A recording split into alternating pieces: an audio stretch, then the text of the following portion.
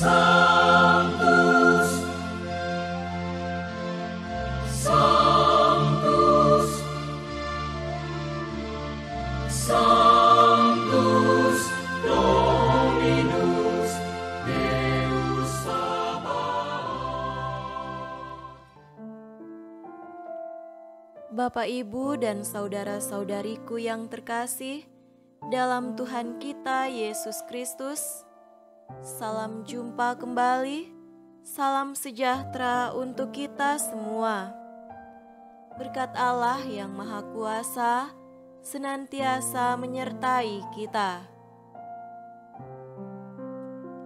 Hari Minggu tanggal 7 Mei tahun 2023 adalah hari Minggu Paskah kelima.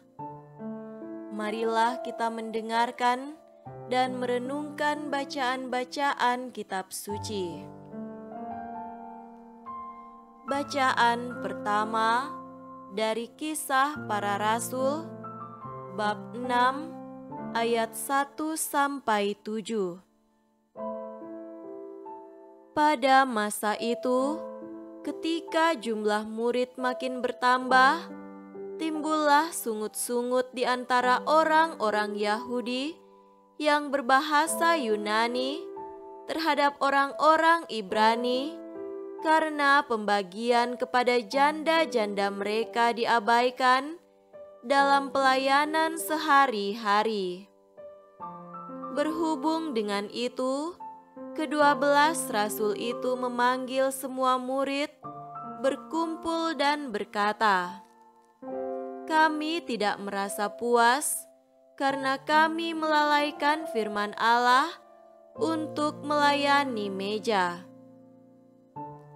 Karena itu, saudara-saudara, pilihlah 7 orang dari antaramu yang terkenal baik dan yang penuh roh dan hikmat, supaya kami mengangkat mereka untuk tugas itu, dan supaya kami sendiri dapat memusatkan pikiran dalam doa dan pelayanan firman."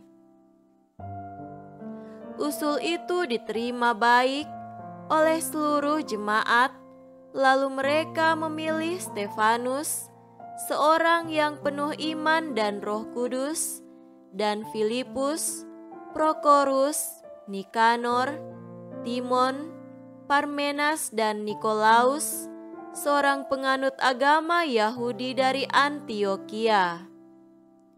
Mereka itu dihadapkan kepada rasul-rasul, lalu rasul-rasul itu pun berdoa dan meletakkan tangan di atas mereka. Firman Allah makin tersebar dan jumlah murid di Yerusalem makin bertambah banyak. Juga sejumlah besar imam menyerahkan diri dan percaya. Demikianlah sabda Tuhan. Syukur kepada Allah.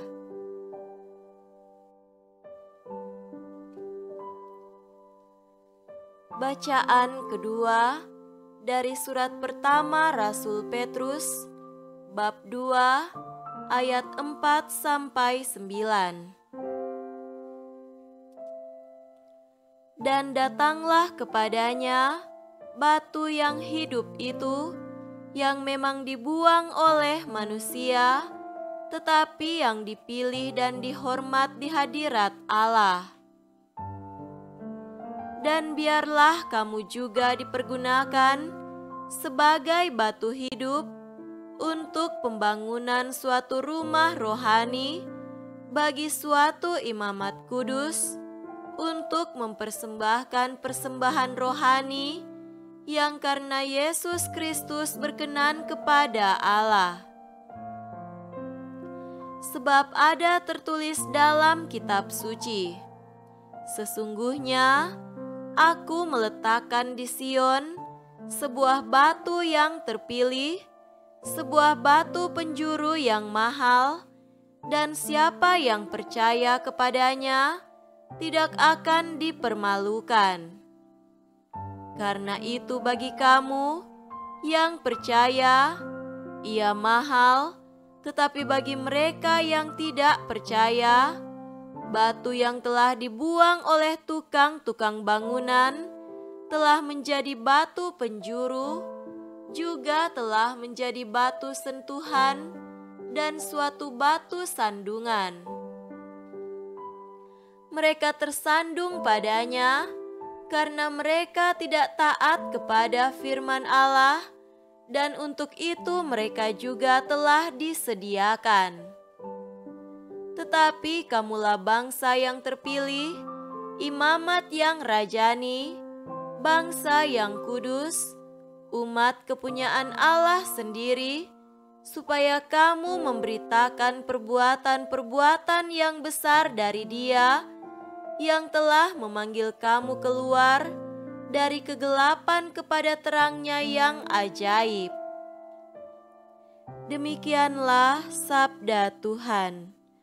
Syukur kepada Allah.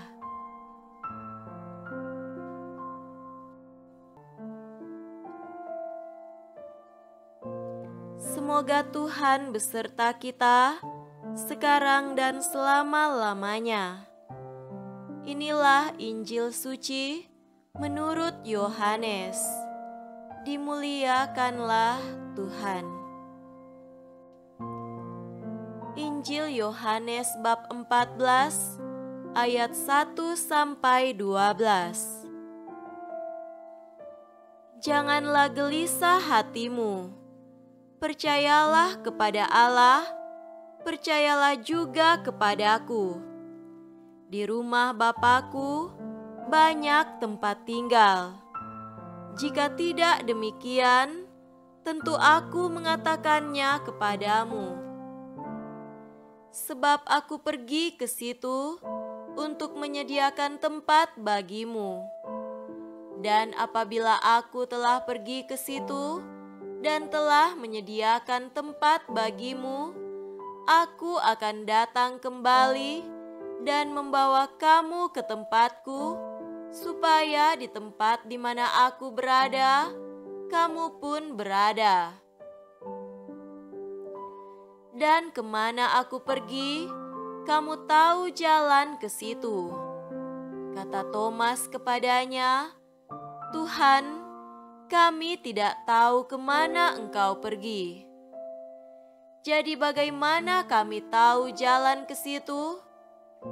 Kata Yesus kepadanya, Akulah jalan dan kebenaran dan hidup. Tidak ada seorang pun yang datang kepada Bapa kalau tidak melalui Aku. Sekiranya kamu mengenal Aku, pasti kamu juga mengenal Bapa-Ku. Sekarang ini kamu mengenal Dia, dan kamu telah melihat Dia. Kata Filipus kepadanya, Tuhan, tunjukkanlah Bapa itu kepada kami, itu sudah cukup bagi kami. Kata Yesus kepadanya, telah sekian lama Aku bersama-sama kamu Filipus, namun engkau tidak mengenal Aku. Barang siapa telah melihat Aku, ia telah melihat Bapa.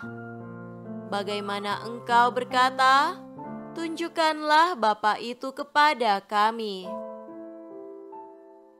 Tidak percayakah engkau bahwa Aku di dalam Bapa dan Bapa di dalam Aku? Apa yang Aku katakan kepadamu, tidak Aku katakan dari diriku sendiri, tetapi Bapa yang diam di dalam Aku, Dialah yang melakukan pekerjaannya. Percayalah kepadaku bahwa Aku di dalam Bapa dan Bapa di dalam Aku. Atau setidak-tidaknya, percayalah karena pekerjaan-pekerjaan itu sendiri. Aku berkata kepadamu, sesungguhnya barang siapa percaya kepada Bapa-Ku, ia akan melakukan juga pekerjaan-pekerjaan yang Aku lakukan, bahkan pekerjaan-pekerjaan yang lebih besar daripada itu. Sebab aku pergi kepada Bapa." Demikianlah sabda Tuhan. Terpujilah Kristus.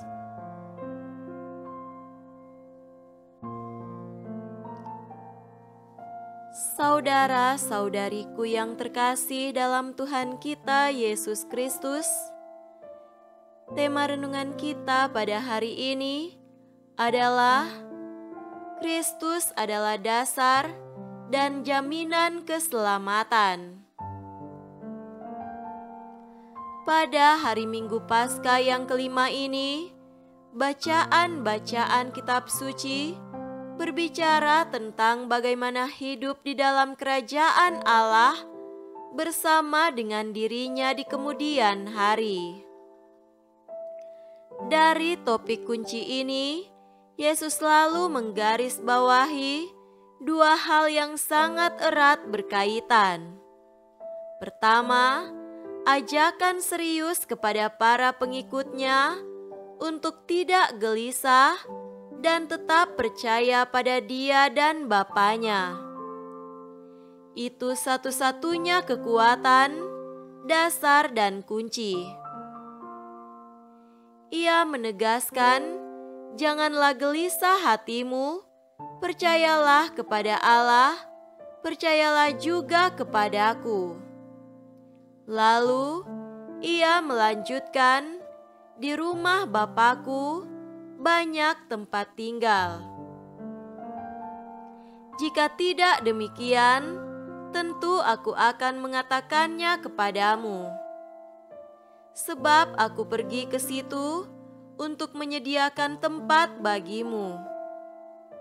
Dan apabila aku telah pergi ke situ dan telah menyediakan tempat bagimu, aku akan datang kembali dan membawa kamu ke tempatku, supaya di tempat di mana aku berada, kamu pun berada. Dan kemana aku pergi, kamu tahu jalan ke situ." Yesus menegaskan kepada para murid-Nya alasan mengapa mereka tidak boleh gelisah dan bingung. Dari teks ini, bagi Yesus, ada beberapa alasan mengapa para murid tidak perlu gelisah dan harus tetap percaya, yakni pertama, karena Allah menyediakan kediaman abadi bagi semua yang percaya kepadanya. Kedua, karena Yesus sendirilah yang pergi untuk menyediakan kediaman kekal. Ketiga, karena Yesus sendiri jugalah yang akan mengumpulkan dan membawa semua pengikut-Nya ke tempat kediaman tersebut, karena Dia menginginkan para pengikut-Nya tidak terpisah sama sekali dengan dirinya. Yesus berusaha agar semua yang percaya kepadanya mengetahui jalan menuju ke kediaman abadi bersama dengan Dia itu. Keempat, karena Dia sendiri pulalah jalan, kebenaran, dan hidup itu sendiri. Seluruh perjalanan menuju Bapa hanya bisa terjadi dan berlangsung jika melalui Yesus Kristus. Kelima, karena kesatuan yang tak terpisahkan antara dirinya dan Bapanya di surga. Karena Dia dan Bapa adalah satu, bagi Yesus, semua yang sudah melihat, mengenal, mengalami dirinya, menyaksikan pekerjaan-pekerjaannya, dan mendengarkan perkataan-perkataannya, dengan sendirinya juga sudah melihat dan mengalami Sang Bapa itu sendiri. Bagi Yesus, alasan-alasan inilah yang sebetulnya membuat para rasul dan para pengikutnya tidak memiliki dasar apapun untuk tetap gelisah, bingung, putus asa, dan kehilangan harapan akan keselamatan setelah kepergian Yesus. Yesus sendirilah yang menjamin dan memastikan keselamatan semua orang yang percaya kepadanya pada akhir zaman. Saudara-saudariku terkasih, dalam bacaan kedua, Rasul Petrus juga menegaskan kedudukan yang sangat menentukan dari Yesus Kristus ini. Dengan mengacu pada Perjanjian Lama, Petrus menamai keistimewaan posisi penentu atau kedudukan sentral Yesus Kristus itu dalam beberapa istilah. Istilah-istilah ini menunjukkan cara pandang, perlakuan Allah dan manusia terhadap Kristus sendiri. Di hadapan Allah, Kristus itu ibarat batu penjuru, batu sentuhan, batu yang hidup, batu yang mahal, dan batu terpilih yang diletakkan di negeri Sion. Di hadapan manusia yang keras hati, ia digambarkan ibarat batu yang dibuang oleh tukang bangunan, batu sandungan yang menjadi momok bagi mereka yang melawan Allah. Dari kesaksian Injil dan Rasul Petrus tersebut, sangat jelas terdapat beberapa inspirasi atau pesan yang dapat direnungkan. Pertama, bahwa nasihat Yesus kepada para murid-Nya untuk tidak gelisah dan bimbang dalam arti tertentu ditujukan pula untuk umat beriman. Kedua, semua yang mengimani Dia diharapkan dan dinasihati untuk tidak gelisah, ragu, bimbang, tetapi tetap setia dalam iman akan Dia. Ketiga, Dia adalah jaminan, dasar, pengharapan, penjaga, dan yang memiliki kuasa untuk keselamatan dan nasib hidup kita. Keempat, Dia adalah jalan, kebenaran, dan hidup yang abadi itu sendiri.